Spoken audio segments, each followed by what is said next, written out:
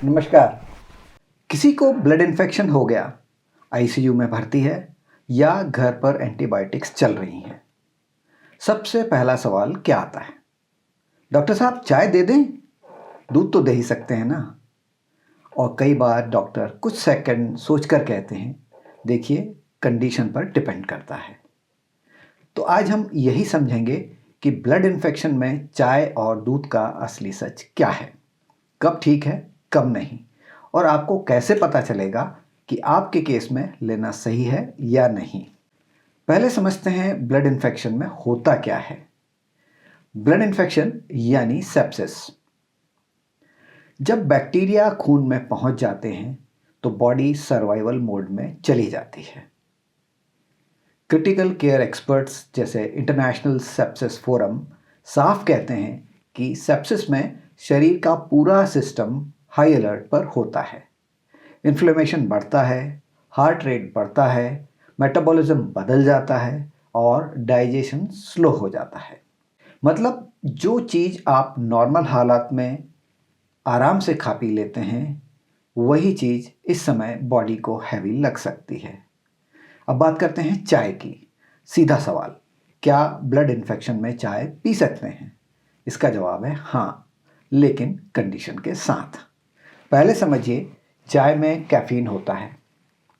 European nutrition research बताती है कि मॉडरेट कैफीन हेल्दी लोगों में डिहाइड्रेशन नहीं करता, लेकिन ब्लड इन्फेक्शन में पेशेंट हेल्दी नहीं होता। वह पहले से फीवर, वीकनेस, डिहाइड्रेशन से गुजर रहा होता है। अब आप खुद से 5 सवाल पूछिए। क्या पेशेंट को तेज बुखार है? क्या उसे उल्टी या लूज मोशन हो रहे हैं? क्या वह पहले से कमज़ोर और डिहाइड्रेटेड है? क्या हार्ट रेट ज़्यादा है? और क्या आईसीयू में आईवी फ्लूइड्स चल रहे हैं? अगर इनमें से 3 या 4 का जवाब हाँ है तो चाय अवॉइड करना बेहतर है। क्यों?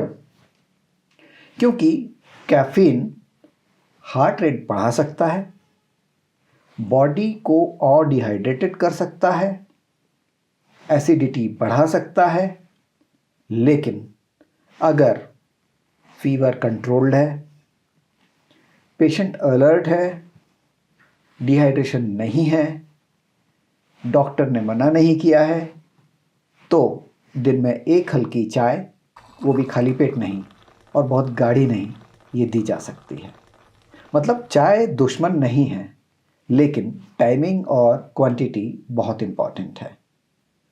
अब आते हैं दूध पर, जो सबसे ज़्यादा कंफ्यूज करता है। लोग कहते हैं दूध ताकत देता है तो देना ही चाहिए। सही बात है, दूध में प्रोटीन, कैल्शियम और कैलोरीज होती हैं, लेकिन आईसीयू न्यूट्रिशन गाइडलाइंस बताती हैं कि सेप्सिस में डाइजेशन कमज़ोर हो सकता है। अब आप फिर से 5 सवाल पूछिए। क्या पेशेंट का पेट फूल रहा है? क्या उल्टी हो रही है? क्या लूज मोशन है?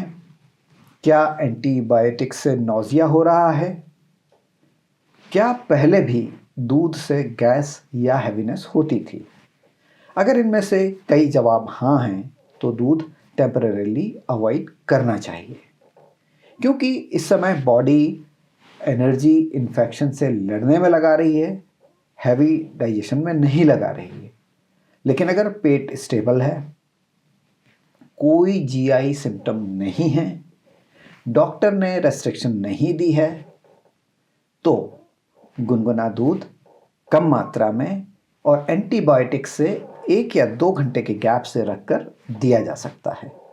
मतलब दूध पॉइजन नहीं है, लेकिन हर पेशेंट के लिए सूटेबल भी नहीं है।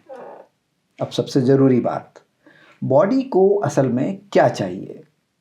क्रिटिकल केयर रिसर्च जैसे new England journal of medicine में बार बार एम्फेसाइज किया गया है कि सेप्सिस में सबसे क्रिटिकल चीज़ है हाइड्रेशन और बैलेंस्ड न्यूट्रिशन।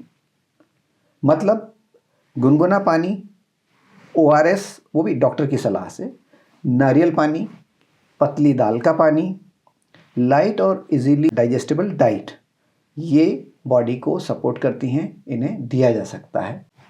एक बहुत इंपॉर्टेंट क्लैरिटी, मेयो क्लिनिक और WHO जैसी संस्थाएं साफ कहती हैं कि सेप्सिस एक मेडिकल इमरजेंसी है। डाइट डिसीजंस यूट्यूब पर बेस्ड नहीं होंगे। ट्रीटिंग डॉक्टर की एडवाइस फाइनल होगी।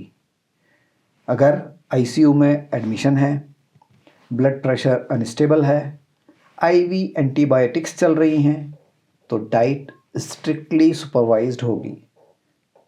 अंत में एक फार्मूला, ब्लड इन्फेक्शन में याद रखने वाली बातें जो चीज़ हैं या बातें हैं वो ये हैं: हाइड्रेशन दें, डाइजेस्ट इजीली हो जो भी फूड आप दे रहे हों, बॉडी को इरिटेट ना करें, और जो चीज़ हार्ट रेट बढ़ाए, डिहाइड्रेशन करे, हैवी डाइजेशन मांगे, उसे लिमिट करना बेहतर है। अगर आपको यह स्ट्रक्चर्ड तरीके से समझना अच्छा लगा हो तो इस वीडियो को शेयर कीजिए। अगले वीडियो में हम बात करेंगे ब्लड इन्फेक्शन में क्या खाना रिकवरी को तेज करता है और कौन सी 5 चीज़ें बिल्कुल अवॉइड करनी चाहिए। इसलिए स्टे इन्फॉर्म, स्टे अवेयर, और सबसे ज़रूरी बात, डॉक्टर की सलाह को प्रायोरिटी दीजिए। जल्दी मिलते हैं अगले वीडियो में। तब तक के लिए धन्यवाद। जय हिंद। नमस्कार।